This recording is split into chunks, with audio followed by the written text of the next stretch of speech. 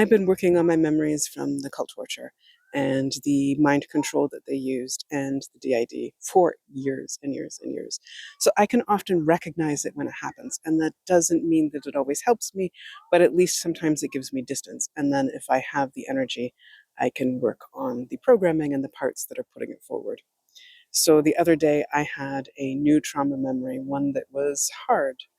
And after that, after the parts inside me gave that to me, I started hearing in my head, it's not true. You're making it all up. You just want attention. You just believe in conspiracy theories. It's not real.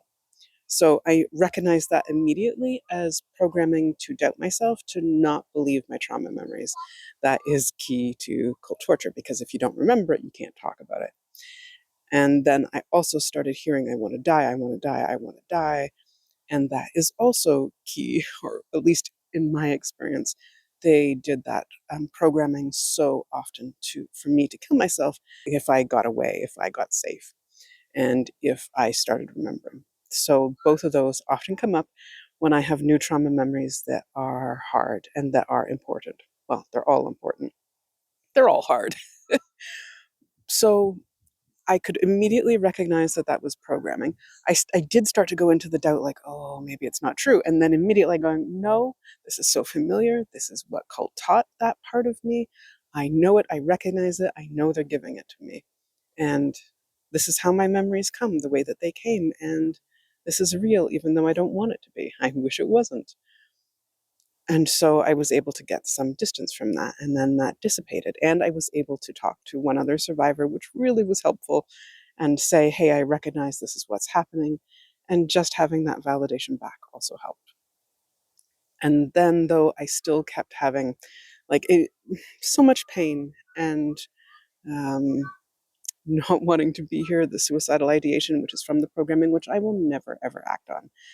But it's what cult taught me. And exhaustion and just so much despair. And all of that are things that I felt during the torture. They are things that the cult increased intentionally and joined together with the programming, because it's not just messages, it is also feelings that parts inside will give me. And sometimes it's flashes of images, which also always clues me into, hey, this is programming, but very specific messages.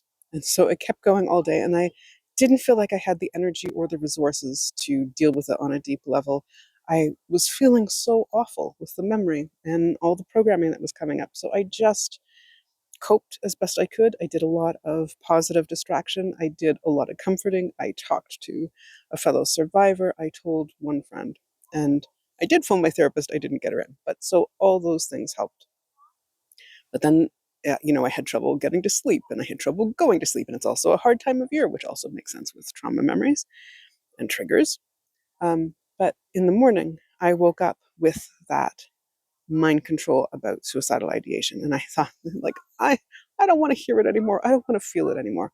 So I talked to the part inside me who was giving that to us. And I did some internal rescue work and helped them see that what they were taught was cult teaching, and that it was to hurt us, not help us, and that they were here. This part of me took on that job to help protect us, but they weren't protecting us anymore by giving us that old message, and we're safe now. And they didn't know that we were safe now. So I helped them see some things through our memories of now and for the last however many years. And then a wise part in me helped them work on changing their job a bit, and that helped. And now I feel lighter today, and it is such a relief. I don't hear the programming right now. I don't see it right now. And I have grief around that trauma memory. I have pain around that trauma memory, but I have more lightness. And that's the way I worked through some stuff. And maybe that will help you too, if you're also a cult torture survivor and you also deal with mind control.